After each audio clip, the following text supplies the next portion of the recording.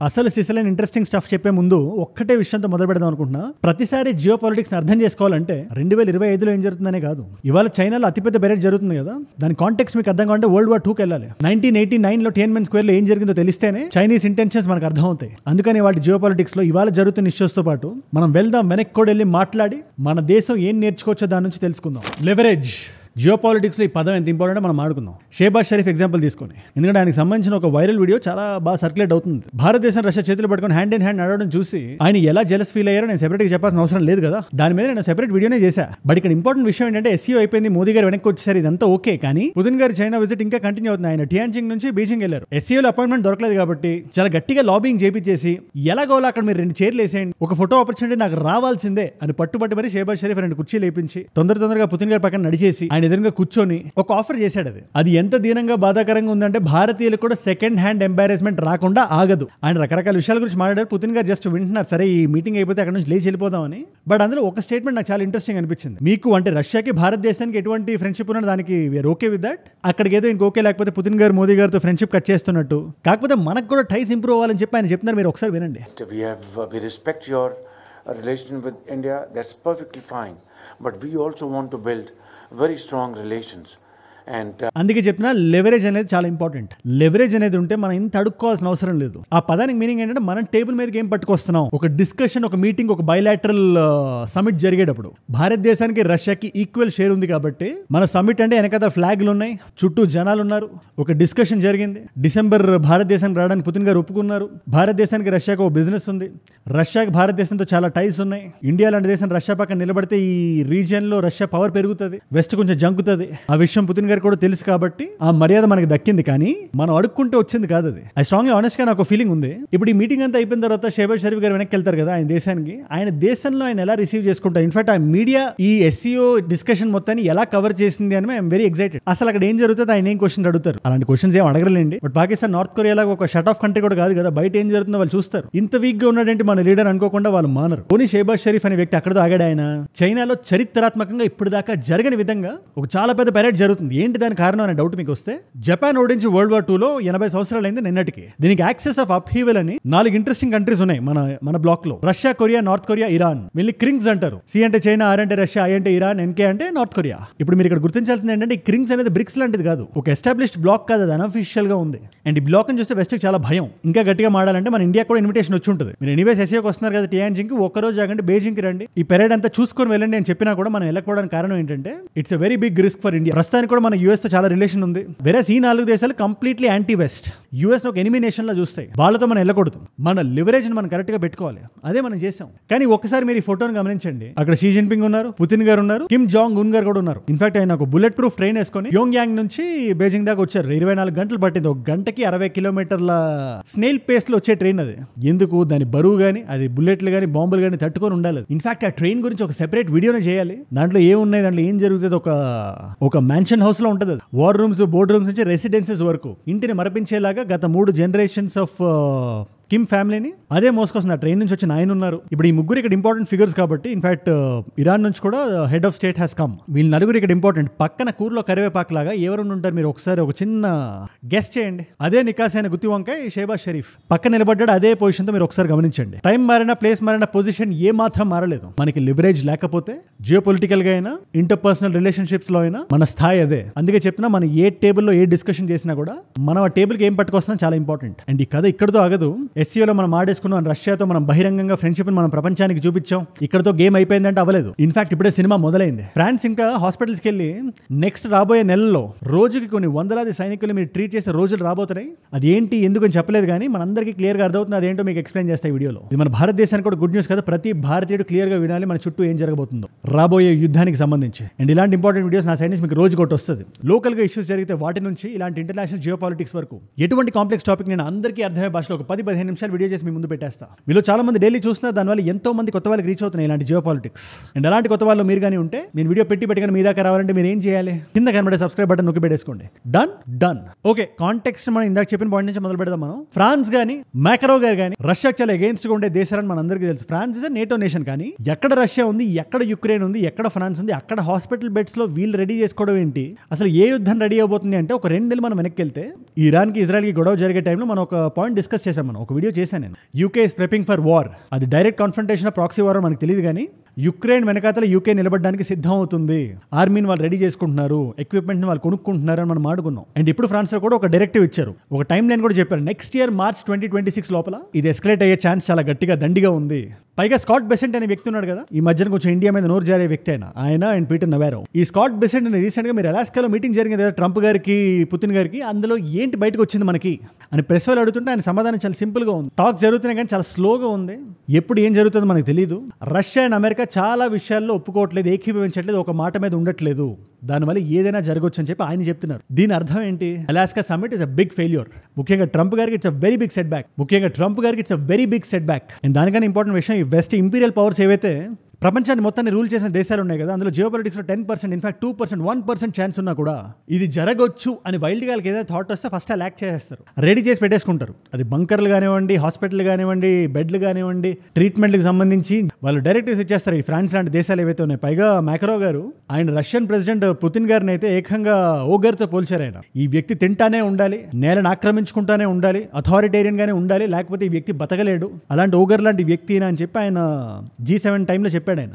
And మీరు దీన్ని geographical గా కూడా చూస్తే యుక్రెయిన్, రష్యా, తర్వాత పోలాండ్, తర్వాత ఈ బాల్కన్ రీజన్ ఉంది కదా, యుగోస్లేవియా అని ఉండే, తర్వాత బాల్కనైజ్ అయిపోయింది. అగైన్ బాల్కనైజ్ అంటే ఒక పెద్ద దేశం, లోపల డిఫరెంట్ కల్చర్స్ ఉండి అసలు మన అందరం ఒకటి కాదని చెప్పి వాళ్ళందరూ నమ్మి కొట్టేసుకొని గొడవపడి విడిపోవడం ఇస్ బాల్కనైజేషన్. అందుకే దాన్ని బాల్కన్ రీజన్ అంటారు. ఇన్ఫాక్ట్ ఇదే బాల్కనైజేషన్ పాకిస్తాన్ లో కూడా జరగాలి. పాకిస్తాన్ లో కూడా అందులో అన్ని కల్చర్స్ ని వాళ్ళు తొక్కేస్తున్నారు.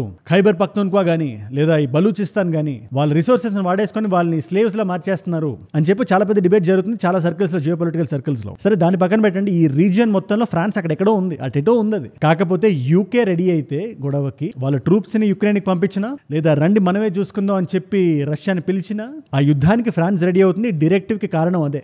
అండ్ భారతీయులుగా మనకి సంబంధం లేదు కదా, వాళ్ళిద్దరు వేరు దేశాలు, వాళ్ళు కొట్టుకుంటే మనకి పెద్దగా డిఫరెన్స్ పడదు అనుకుంటే ఇవాళ చాలా డిఫరెన్స్ పడుతుంది. ట్రంప్ గారు దానికి నిలువెత్తి నిదర్శనం. ఆయన ఏమంటున్నారు?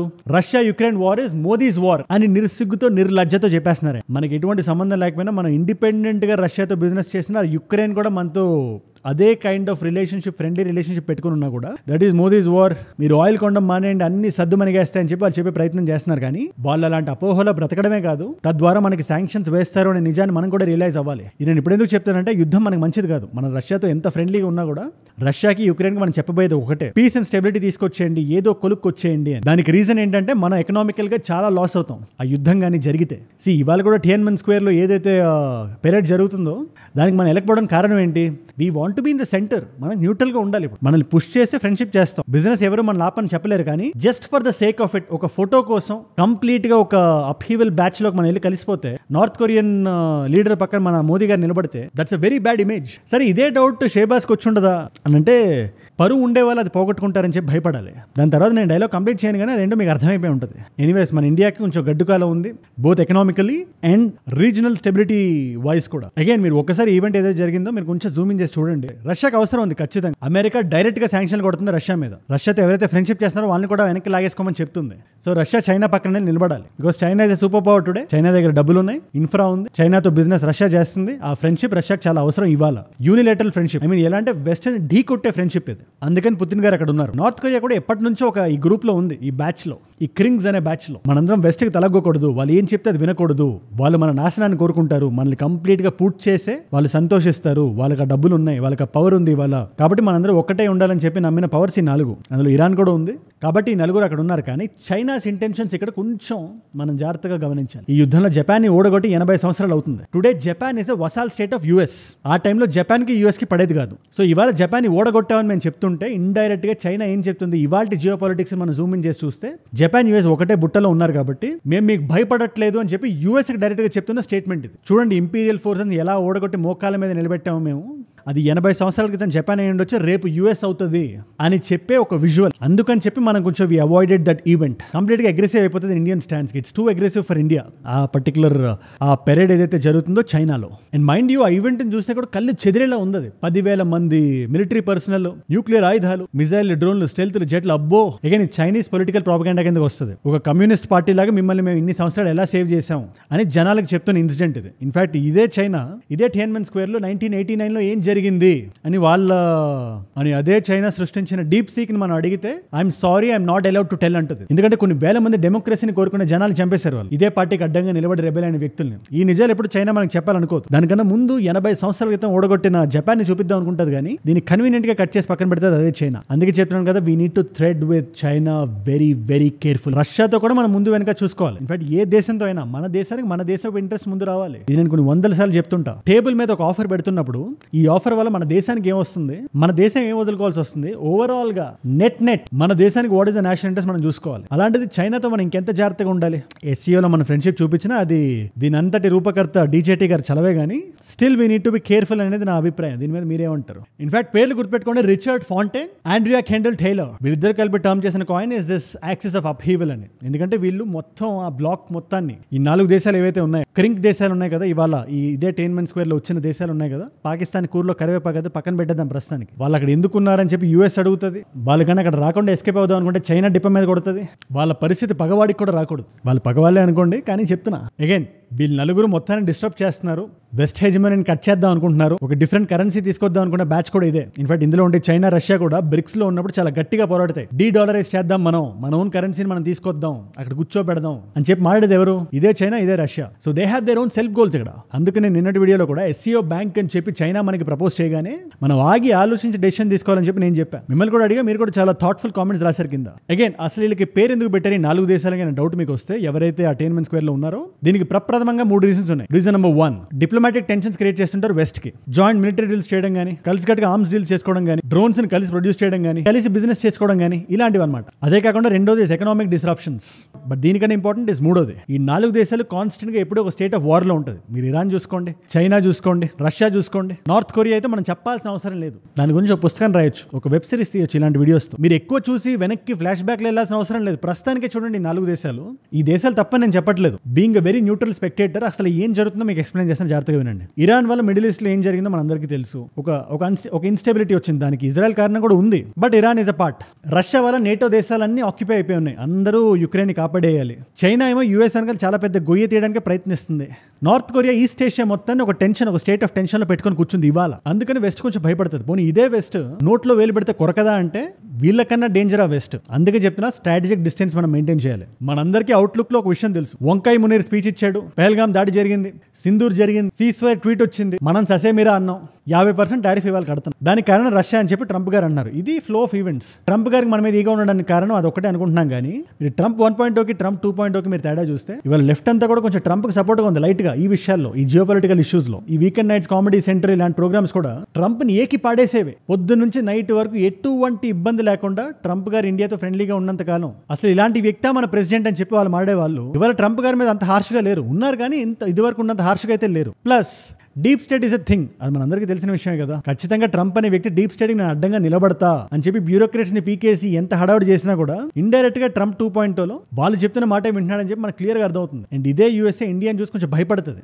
ఎందుకు మనం ఏదో పవర్ఫుల్ అయిపోయామని కాదు, పవర్ఫుల్ అయిపోతామని. అంటే 2005లో చైనా లైట్ తీసుకుంటే ఇవాళ చైనా ఎక్కడొచ్చి కూర్చుందో, ఇవాళ కానీ భారతదేశాన్ని లైట్ తీసుకుంటే 2047లో ఎక్కడికి వెళ్ళి కూర్చుంటుంది అని లోపల ఒక భయం, ఒక గుబులు ఉంటుంది కదా. దానికి ఇప్పటి నుంచి వేసిన ప్లాన్ ఇప్పుడు మన మీద అమలవబడుతుంది. దాని solution is very simple. Irrespective Democrats అయినా రిపబ్లికన్స్ అయినా భారతదేశాన్ని ఇంకో చైనాలా మనం ఎదగనివ్వకూడదు. ఫార్చునేట్లీ ఫర్ యూఎస్ఏ మనకి స్వతంత్రం రాగానే మనం కొంచెం ఫేబియన్ కైండ్ ఆఫ్ సోషలిజంలో వెళ్ళిపోయాం. అంటే డెమోక్రసీని నమ్ముకుంటూనే, డెమోక్రటిక్ వాల్యూస్ తోనే, గవర్నమెంట్ లో పొజిషన్స్ ద్వారానే, పార్టీ సిస్టమ్ ద్వారానే, ఓట్ల రూపంలోనే మనం పొజిషన్స్ లోకి వచ్చి మనం సోషలిస్ట్ రిఫార్మ్స్ తీసుకురావాలి అనేది ఫేబియన్ సోషలిజం. ఇది యూకే అని మీరు గమనిస్తే UK is a Fabian socialist economy. ఇది అప్పుడు కాయిన్ అయిన టర్మినాలజీ. 1880s లో టర్మ్ అయింది. కాకపోతే మీరు మార్క్సిస్ట్ సోషలిజంలోకి వస్తే ఉండే గవర్నమెంట్స్ ఓవర్ త్రో చేసేసి, క్యూబాలో ఎట్లయితే ఫిడెల్ కాస్ట్రో చేసాడో ఓవర్ నైట్ యూఎస్ కంపెనీస్ అనే నేషనలిస్ట్ కంపెనీస్ అయిపోయినాయి. బయటకు వెళ్ళగొట్టి చేసే సోషలిజం అది. చైనా కానీ యూఎస్ఎస్ఆర్ కానీ అలాంటి సోషలిజం మన దేశంలో మనం తీసుకోలేదు. మనం ఫేబియన్ సోషలిజాన్ని మనం పుణికిపుచ్చుకున్నాం. అది యూఎస్ కి సూట్ అయింది. సో వాళ్ళు మన మీద అంత కఠినంగా లేరు. కానీ ఇప్పుడు మన గ్రోత్ చూస్తున్నాం, మన ర్యాపిడ్ గ్రోత్ చూస్తున్నాం, వాళ్ళకి కొంచెం భయం వస్తుంది. ఆ భయాన్ని వాళ్ళు ఎలా మనలో పెట్టాలి, భారతదేశం అంటే వెస్ట్ కు వసాల్ స్టేట్ లో ఉండాలి అని పుష్ చేయడానికి చేస్తున్నదే ఈ టారిఫ్ డ్రామా.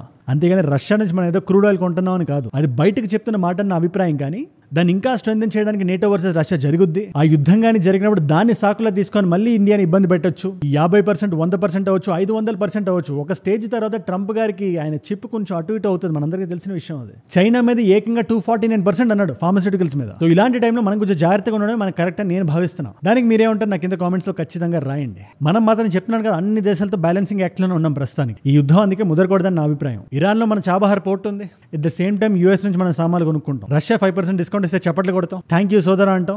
అమెరికాతో $1 billion worth of arms deals మనం చేస్తుంటాం. ఎస్సీఓకి అటెండ్ అవుతాం మనం. షీ జిన్పింగ్ తో జోక్లేసి మాడతాం మనం. కానీ దానికన్నా ముందు ఏ Tiananmen స్క్వేర్ లో అయితే ఏ జపాన్ ఓడగొట్టామని చెప్పి వాళ్ళు కాలర్లు ఎగరేస్తున్నాం, అదే జపాన్కి మనం వెళ్ళి ఇండియా జపాన్ టైజర్ క్రూషియల్ అని చెప్పి మనం అంటాం. ఇషిబా గారితో $10 ట్రిలియన్ ఇన్వెస్ట్మెంట్ అంటే $68 బిలియన్ నెక్స్ట్ 10 years లో భారతదేశంలో వేస్తామని చెప్పి వాళ్ళతో చెప్పించుకుంటాం. టెక్నాలజీ और भारत का टैलेंट मिलकर इस सदी के टेक रिवॉल्यूशन का नेतृत्व कर सकते हैं. ఇది మన చాణక్య నీతి. This is Bharats balancing act. And ఇవాళ మనం ఇలాగే ఉండాలి. World is a very strange place. Emotions కాదు ఇక్కడ, సెల్ఫ్ ఇంట్రెస్ట్, నేషనల్ ఇంట్రెస్ట్ మాత్రమే ముఖ్యం. సో ఇవాళ Tiananmen స్క్వేర్ లో జరుగుతుంది ఏదైతే ఉందో అది మన ప్రస్తుతానికి ఒక ఛాలెంజే. మనం వెళ్ళినప్పటికీ ప్రో అప్హీవల్ సైడ్ మన లీనియేజ్ ఉన్నట్టు ఆప్టిక్స్ మనకు కనబడచ్చు. బట్ ఇదే మన పవర్ కూడా. ఇలా మనం న్యూట్రల్ గా ఉంటే వెస్ట్ కి గ్లోబల్ సౌత్ కి మధ్యలో మనం ఒక సారథిలా పనిచేయచ్చు. ఇద్దరి దగ్గర బెనిఫిట్స్ మనం తీసుకోవచ్చు, మన దేశాన్ని మనం ముందుకు తీసుకెళ్లొచ్చు. ఏ దేశం మన గురించి ఆలోచించదు. అమెరికా ఇవాళ ఇండియా ఎదగాలని చెప్పి అనుకోదు. రష్యా మన ఫ్రెండ్ అయినప్పటికీ భారతదేశం మనకన్నా ఎదిగిపోవాలనుకోదు. ఆ ప్రిన్సిపల్స్ పెట్టుకొని వెళ్లాల్సింది మనం. 10 ఏళ్ల తర్వాత, 20 ఏళ్ల తర్వాత, 30 ఏళ్ల తర్వాత, 40 ఏళ్ల తర్వాత నాకు తెలియదు, కానీ మనం ఒక డిటర్మైనింగ్ ఫ్యాక్టర్ లో ఉండాలి ప్రపంచంలో. మనం ఒక సివిలైజేషనల్ స్టేట్. మనం అది మనలో ఉండి మనం పనిచేయాలి. ఇవాళ మనల్ని కంప్లీట్ గా యూఎస్ కట్ చేయొచ్చు. 50% కాదు 100% టారిఫ్ వేయొచ్చు. మన తప్పు కాదు, అది మనకు కూడా తెలుసు. ఎందుకంటే ట్రంప్ గారికి కావాల్సింది సారీ కాదు, రష్యా నుంచి ఆయిల్ కొనడం ఆపేయాలి. వాళ్ళ GMO ప్రొడక్ట్స్ ఉంటాయి కదా, మన కల్చరల్ ఈథోస్ కి సింక్ అవని ప్రొడక్ట్స్, అవి మనం ఓపెన్ చేయాలి. మన రైతుల్ని చంపేయాలి, మన రైతుల్ని ఇబ్బంది పెట్టేయాలి. వాళ్ళ జేబుల్లో డబ్బులు ఉండకూడదు. మన దేశంలో పండించిన మన పంటను మనం అమ్ముకోకూడదు. ట్రంప్ గారు అక్కడ నుంచి చెప్పారు కదా, అక్కడ నుంచి లారీలు వేసుకొని వచ్చి ఆ GMO ప్రొడక్ట్స్ మన ఒంట్లోకి పంపించి మన హెల్త్ ని ఖరాబ్ చేసుకోవాలి. ఇవన్నీ చేస్తే అప్పుడు మన మీద టారిఫ్ ఎత్తుతాను అంటున్నాడు. అందుకే మన కండిషన్స్ ఒప్పుకోలేదు. ఇవాళ మనం గ్లోబల్ కన్స్యూమర్ గానే కాదు, గ్లోబల్ మ్యానుఫ్యాక్చర్ గా మనం ఎదగాలంటే Africa is not a consumer driven economy. మనకి EU స్టేట్స్ ఉన్నాయి, రష్యా ఉంది, సౌత్ ఈస్ట్ ఏషియా ఉంది, చైనా కొనుక్కోవచ్చు. చైనా పండించడం చాలా ఎక్కువ ఉంటుంది, వాళ్ళకి పంపించడానికి చూడాలి. అండ్ మన దేశంలో మన కన్స్యూమర్ ఆయన జేబులో మనం డబ్బులు ఎక్కువ పెట్టాలి. మన గవర్నమెంట్ కూడా చెప్తుంది అన్నమాట. దివాళీ టైంకి GST రిఫార్మ్స్ పట్టుకొస్తాం, ట్యాక్స్ రిఫార్మ్ తీసుకొస్తాం. टैक्स की व्यवस्थाओं को सरल किया और 8 साल के बाद समय की मांग है कि हम एक बार उसको रिव्यू करें. ఆ ప్రయత్నంలో ఉంది గవర్నమెంట్. నవంబర్ దాకా ఏమవుతుందో మనకు తెలియదు. So I don't want comment. కానీ మన ఎకానమీని ఇలాంటి టైంలో మనం బూస్ట్ చేయాలంటే జనాల జేబులో డబ్బులు పెట్టాలి. అలా పెట్టాలంటే సొల్యూషన్ గవర్నమెంట్ చేతిలోనే ఉంది. గవర్నమెంట్ తీసుకొచ్చే రిఫార్మ్స్ చేతుల్లో. Again government also should keep nation first. Trump గారు ఈగో మన దేశానికి ముందు పెట్టేసి మన దేశాన్ని తాకట్టు పెట్టడం కరెక్ట్ కాదు. దీని మీద మీరేమంటే నాకు కింద కామెంట్స్ లో రాయండి. మన దేశాన్ని కాకుండా వేరే దేశాన్ని ముందు పెట్టి వాళ్ళ ఇంట్రెస్ట్ కోసం మనం సర్వింగ్ చేస్తే ఇవాళ పాకిస్తాన్ చూసారుగా ఎలా అయిపోయింది. పేరుకి SCO మెంబరే వచ్చాడు ఆయన ఎలా చూసారు వరల్డ్ లీడర్స్. ఆయన కుర్చీలు వేయించుకొని అక్కడ కూర్చుంటే ఎటువంటి డిప్లొమాటిక్ ప్రోటోకాల్ లేకుండా, ఒక బయలాటరల్ మీటింగ్ లేకుండా ఫోటోల్లో కొంచెం ఆన్ కెమెరా అడుక్కుంటున్నాడు ఆయన. 3 వరల్డ్ లీడర్స్ నిలబడితే పక్కన చేతులు జోడించుకొని కూర్చున్నాడు ఒక ఆ కంట్రీ డిప్లొమాటిక్ ఆఫీసర్లో పనిచేస్తున్న ఒక వ్యక్తిలాగా. ఈ ఫోటో విజువల్ ఒకసారి మీరు చూడండి, మీకు అర్థమైపోతుంది. అలా మనం ఉండకూడదు అంటే ఆయన మన ఎగ్జాంపుల్గా తీసుకోవాలి. ఆయన నుంచి మనం ఇవాళ జస్ట్ కారిడార్ సెటప్లో కూర్చున్నాడు ఆయన, అంతే. ఎనీవేస్ 2025లో చాలా ఇంట్రెస్టింగ్ విషయాలు జరుగుతున్నాయి మన చుట్టూ. కిమ్ జాంగ్ ఉన్ లాంటి వ్యక్తి కూడా ఆయన డైరెక్ట్ గా ట్రైన్ వేసుకొని ఈ పర్టికులర్ ఈవెంట్ కి రావడం, ఈ క్రింగ్స్ అనే నలుగురు ఇక్కడ ఉండడం, వెస్ట్ ని చాలా షేక్ చేసే ఆప్టిక్స్ అవి. చైనా గేమ్ కరెక్ట్ గా ఆడుతుంది. మీరు చైనీస్ పర్స్పెక్టివ్ లోకి వెళ్ళి చూస్తే ఇలాంటి టైంలో వెస్ట్ అందరినీ దూరం చేసుకుంటున్న టైంలో టారిఫ్ టారిఫ్ టారిఫ్ టారిఫ్ అని చెప్పి, ఇన్ఫాక్ట్ ఇదే డొనాల్డ్ ట్రంప్ ఇవాళ అంటున్న మాట కాదు. అందరూ ఏమనుకుంటున్నారు, ఆయన ఇప్పుడు 2.0 సడన్ గా టారిఫ్ అంటున్నాడు అని. 1980s 90s టైంలోనే, ఆ టైంలో ఆయన రియల్ ఎస్టేట్ చేసుకున్నాడు న్యూయార్క్ లో. ఆ టైంలో ఒక వ్యక్తి అడిగితేనే అమెరికా ఎలా చేయాలి, మీరు ప్రెసిడెంట్ అయితే మీరు ఏం చేస్తారు అంటే, అన్ని దేశాలు నేను బిజినెస్ లా డీల్ చేస్తా, అందరి మీద టారిఫ్లు కొడతా, నేను చెప్పే మాట వినేలా చేస్తా అన్నాడు ఆయన. అప్పుడు చెప్పింది ఇప్పుడు చేస్తున్నాడు, అంతే. Nothing more nothing less. ఇవాళ మల్టిపుల్ చాయిస్ క్వశ్చన్ మీ అందరికీ కొంచెం సింపుల్ క్వశ్చన్ అడుగుతా, నేను చాలా మందికి రావాలి ఆన్సర్. సోవియట్ యూనియన్ కొలాప్స్ ఏ సంవత్సరంలో అయింది? Option A is 1989, option B is 1991, option C is 1993, option D is 1997. మీరు తెలిస్తే కింద రండి, తెలుసుకుందాం అనుకుంటే ఇన్స్టాగ్రామ్కి వచ్చేసేయండి. అక్కడ మీకు అజయ్ ఫ్రమ్ ఏజూడ్ అని ఉంటుంది. It's verified profile, tick mark ఉంటుంది, 1+ మిలియన్ ఫాలోవర్స్ ఉంటుంది. మీరు వచ్చే టక్ అని అక్కడ ఇలాంటి వీడియోస్ని రీల్స్లా చూడాలన్నా, నా లైఫ్లో నా చుట్టూ ఏమైనా ఏం జరుగుతుందో తెలుసుకోవాలన్నా, ఏదైనా వీడియో ఐడియా టాపిక్ నాకు ఇద్దాం అనుకున్నా, లేదా నా ఫ్యాషన్ సెన్స్ మీద ఏ మాత్రం మీకు ఇంట్రెస్ట్ ఉన్నా కూడా యూ కెన్ డైరెక్ట్లీ కమ్. అక్కడ ఇలాంటి క్వశ్చన్స్ ఆన్సర్స్ కూడా పెట్టేస్తా స్టోరీస్లో. ఒకవేళ అక్కడ లేకపోయినా కూడా మన ఏజూడ్ రీల్స్ అని మన టీం నడుపుతున్న పేజ్ అయితే అక్కడ వాళ్ళని పెట్టేయమంట. అండ్ ఏజూడ్ గ్లోబల్ మన ఇంగ్లీష్ లాంగ్వేజ్ ఛానల్ అది. మీ నాన్ తెలుగు ఫ్రెండ్స్కి మీరు షేర్ చేయడానికి. అండ్ ఏజూడ్ unfiltered is our lifestyle channel. I'm back with lifestyle and fashion content. దాని మీద ఎవరికి ఇంట్రెస్ట్ ఉన్నా ఆ ఛానల్ని ఒకసారి మీరు చెక్అవుట్ చేయండి. నేను డిస్క్రిప్షన్లో దాని లింక్ ఖచ్చితంగా పెట్టేస్తాను. అండ్ మీరు ఇక్కడ దాకా నా వీడియోలో వచ్చారంటే నా వీడియోస్ మిమ్మల్ని ఆకట్టుకుంటున్నాయి, ఒక వాల్యూ పొందుతున్నారు. Thank you so much for that. మీరు ఇస్తున్న ఈ వాచ్ టైం, మీ రిటెన్షన్ ఉంది కదా, ప్రాణం పెట్టి నన్ను పనిచేయడానికి, రోజు నిర్భయంగా నిర్మోహమాటంగా మాట్లాడడానికి నన్ను ప్రేరేపిస్తుంది, ప్రోత్సహిస్తుంది. దానికి మీరే నా ప్రేరణ. You are my inspiration. మీరు ఇలా డైలీ చూడడం వల్ల ఎంతమంది కొత్త వాళ్ళకి రీచ్ అవుతుందో తెలుసా? అలాంటి కొత్త వాళ్ళు మీరు కానీ ఉంటే రోజు నా వీడియోస్ వస్తాయి. నేషన్ ఫస్ట్, భారత్ ఫస్ట్ పర్స్పెక్టివ్తో, లోకల్ నుంచి ఇంటర్నేషనల్ టాపిక్స్ వరకు. ఆ వీడియో నేను పెట్టగానే మీ దాకా రావాలంటే మీరు ఏం చేయాలి? ఒక్కటే విషయం, కింద కనబడే సబ్స్క్రైబ్ బటన్ నొక్కి పెట్టేసుకోండి. డన్. మీకోసం 2 కాంప్లిమెంటరీ వీడియోస్ పెడుతున్నా. ఈ వీడియో ట్రంప్ గారు ట్రూత్ సోషల్లో ఒక ట్వీట్ వేశారు. నేను చెప్పాను కదా, భారతదేశాన్ని ఎస్సీఏలో చూసి ఆయన ఏదో ఒకటి మాట్లాడతారు ముందు వెనక చూసుకోకుండా అని. అలాగే మాట్లాడారు, చాలా అబద్ధాలు చెప్పారు. ఆ అబద్ధాలన్నింటినీ ఎక్స్పోజ్ చేసాం. ఆ వీడియో ఇక్కడ ఉంది. లేదు, ఈ ఎస్సీఓ మీట్ గురించి నేను తెలుసుకుందాం అనుకుంటా, దాని అవుట్కమ్ ఏంటి, అక్కడ ఏం ప్రపోజ్ చేశారు, ఇది వెళ్ళడం మనకి ఎంతవరకు ఇంపార్టెంట్ అనే డౌట్ మీకు వస్తే ఆ వీడియో ఇక్కడ ఉంది. మీకు ఏ వీడియో ఇంట్రెస్ట్ ఉంటే ఆ వీడియోని చూడండి. నేను మళ్ళీ మిమ్మల్ని రేపు కలుస్తా. మనందరం కలిసి పెరగాలి, కలిసి ఎదగాలి. Let us all grow together. Let us all rise together. Rise above ignorance, rise above arrogance, rise above hate. ఏజూడ్ అంటే మనం. జై హింద్, జై భారత్, జై ఆంజనేయ. ఓం నమః శివాయ.